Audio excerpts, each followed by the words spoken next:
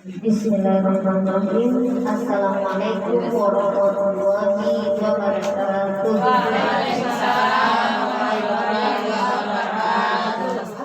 Alhamdulillahirabbil alamin wassalatu wassalamu ala asrofil anbiya'i wal mursalin sayyidina Muhammadin wa ala alihi wa sahbihi ajmain.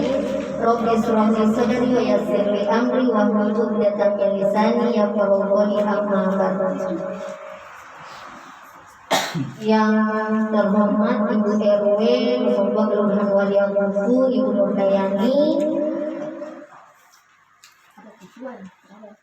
ibu-ibu yang dimuliakan oleh Allah Subhanahu wa Ta'ala, mari tiada henti-hentinya selalu kita memanjatkan puji syukur kehadiran Allah Subhanahu wa Ta'ala, karena atas limpahan rahmat, taufik dan hidayahnya kepada kita semua, sehingga kita masih diberi kesehatan, kekuatan dan kesempatan oleh Allah untuk kita duduk bersama-sama di tempat ini dalam keadaan sehat walafiat, meskipun ini jam-jamnya tidur, ya.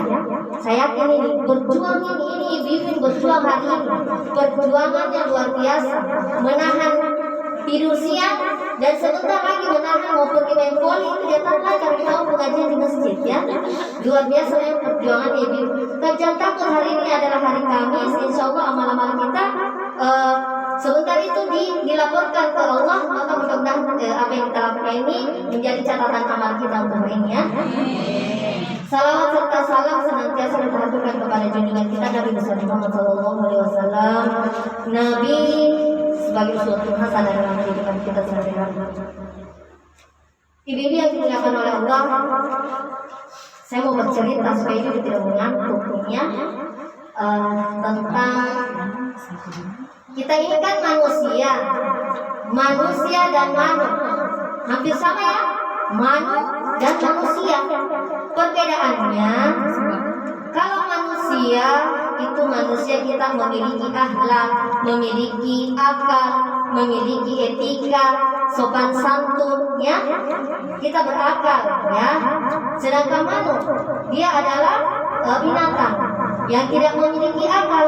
Mereka juga makan sama dengan kita makan juga, ya, mencari rezeki. Mereka juga mencari rezeki, tapi perbedaannya terletak pada akal kita, ya. Kita punya pikiran, kita punya akal. Yang saya mau bilang bahwa ibu-ibu di sini ada yang pelihara ayam, banyak yang pelihara manu-manu, banyak, kayaknya banyak pelihara manu. Nah, ibu-ibu jangan terlalu sibuk memelihara manunya, sementara anaknya tidak dihiraukan, ya. Kalau maghrib itu manunya ibu-ibu mana-mana itu ayamnya, ya, mencari semua manunya, masuk kandang. Sementara anaknya sampai jam 11 malam, jam 10 malam, jam 12 malam tidak dicari-cari. Mau belajar, ya. Insya Allah ibu-ibu yang di sini, ibu-ibu Majelis Taklim Jamal Nur ini, insya Allah ibu-ibu yang ketika sore mereka lebih sibuk mencari anaknya ketimbang mencari manunya, ya. Kemudian saya mau cerita tentang ada seekor anak ayam bertanya kepada induknya, "Mak, kenapa itu manusia banyak sekali namanya?" Ya, ada Ati, ada Alvin, ada Siti, ada Suri, ada Wati, ada Erna, ada pokoknya macam-macam namanya itu ayam. Manusia, ya, banyak namanya, ya, banyak namanya. Sementara kita ini cuma namanya ayam, maka induk ayam menjawab anaknya, "Nah, memang manusia itu kalau masih hidup banyak sekali namanya, ya. Tapi kalau manusia mati itu cuma satu namanya, mayat. Tidak ada nama yang lain, mayat, ya. Sementara kita, kita ini kalau kita mati, banyak nama. Ada ayam panggang, ayam goreng, apalagi banyak sekali, opor ayam, ayam lalapan, ayam geprek, ayam kari, ayam rica-rica, pokoknya banyak sekali nama, tapi kecuali kita sudah mati. Nah, kemudian Kalau kita mati, tempat tak bisa di restoran, di rumah-rumah makan yang elit, di acara-acara orang banyak, ya tempatnya kita kalau lain kita mati tenang. Kalau sudah banyak mata, maka tempat tak paling istimewa, disuguhkanlah pejabat, ya. Tapi kalau manusia, kalau dia mati tempatnya hanya di kuburan, ya, di kuburan saja tempatnya. Nah, apa filosofi dari cerita ini? Saya bercerita karena siang kita mengantuk, ya sebenarnya mau tidur, makanya ini sayur-sayur. Nah, filosofi dari cerita ini adalah manusia selama kita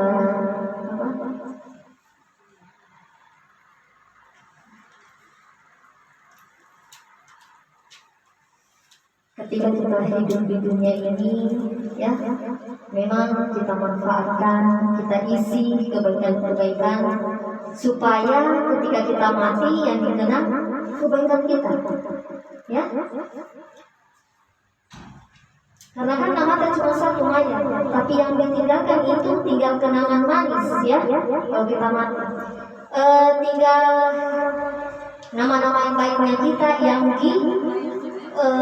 disebut dikenangnya kebaikan-kebaikan kita. Ketika kita masih hidup ini, kita rajin bersedekah, kita rajin beramal, maka orang-orang yang merasakan sentuhan kebaikan kita itu akan mengenang kebaikan-kebaikan kita, ya. Ketika kita semasa hidup ini kita meninggalkan kenangan buruk, maka yang dikenang oleh orang yang di dunia adalah tinggal keburukan kita, ya. Jadi kita berusaha, kita mengisi waktu kita ini untuk kebaikan-kebaikan, ya, supaya ketika kita mati yang kita kenang adalah kebaikan kita. Kemudian cerita tadi itu filosofinya, jangan pernah kita iri dengan kehidupan orang lain, ya. Jangan sekali-sekali kita mau iri dengan, wih, itu tuh Waanti sudah kaya bisa ini hidupku begitu. Tidak usah bandingkan hidup kita dengan hidup orang lain, ya. Di kasat mata kita mungkin kita lihat, wih, bahagianya, subhanallah, bahagianya, masya Allah. Belum tentu itu, ya. Itu hanya penglihatan kita, ya. Jadi jangan pernah mungkin kehidupan kita biasa-biasa begini, tapi hati kita tenang, kita damai, tidak ada cekcok-cekcok. Sementara yang memiliki yang kita lihat itu kayaknya luar biasa. Mungkin mereka tidurnya tidak tenang, banyak masalah. Mungkin tidak masalah dirinya, tapi anak-anaknya lagi, keluarganya, pokoknya banyak, ya. Jadi jangan pernah sekali-sekali kita iri pada kehidupan orang lain. Kita hidup sesuai kemampuannya kita, ya.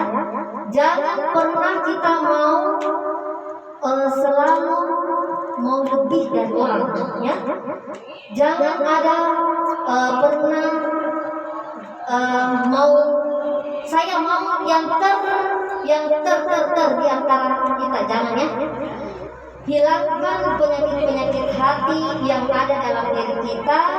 Kita isi hati kita dengan selalu membersihkan, berbanyak zikir, istighfar, ya, bersalawat. Jangan kita isi kehidupan kita ini dengan sesuatu yang tidak bermanfaat. Kita tidak tahu kapan waktu kita ini dijemput, ya. Kapan waktu kita ini dicabut oleh Allah.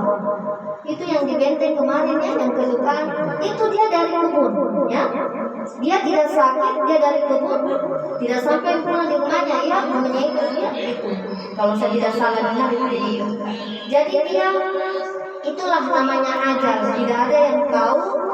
Makanya kita ini harus selalu mempersiapkan diri kita, ya. Jangan pernah kita Jangan pernah kita bilang saya nanti bisa beramal. Jangan begitu. Kita bersyukur yang tua alhamdulillah sudah melewati muda, tapi yang muda ini belum tentu kita melewati yang tua, ya, melewati hari tua kita. Jadi tanamkan pada diri kita ini, insya Allah mulai hari ini saya akan selalu berbuat baik, ya. Jangan pernah kita melakukan sesuatu yang bisa menyakiti orang lain, ya. Jangan pernah kita melakukan hal-hal yang bisa menjerumuskan kita ke api neraka, ya. Mari kita berusaha untuk apa sih amal? Kenapa kita mau beramal? Karena kita mau menghindari dari api neraka supaya kita tidak masuk neraka, ya. Karena saya yakin semua ibu-ibu mau masuk surga, ya. Tapi kalau kita mau masuk surga, ya kita harus berjuang saat ini. Mulai kita hidup di dunia ini, kita memang harus berjuang. Saya mau masuk surga, berarti saya mau melakukan sholat, berbanyak puasa, beribadah. Apa yang diperintahkan oleh Allah itu yang saya lakukan. Apa yang dilarang oleh Allah, maka itu yang saya jauhi. Ya, itu insya Allah kalau kita melakukan itu, insya Allah bisa kita masuk surga. Karena sebenarnya mudah masuk surga itu, ya. Tidak perlu mengeluarkan uang.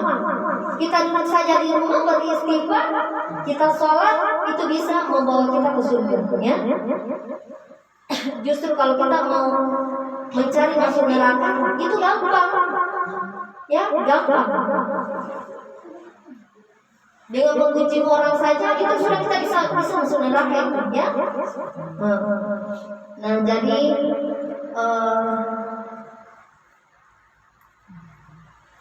melalui kesempatan ini saya mungkin ibu-ibu selalu mengatakan bahwa itu terus saja, tapi itulah tugas kita, ya, sebagai seorang penyuluh,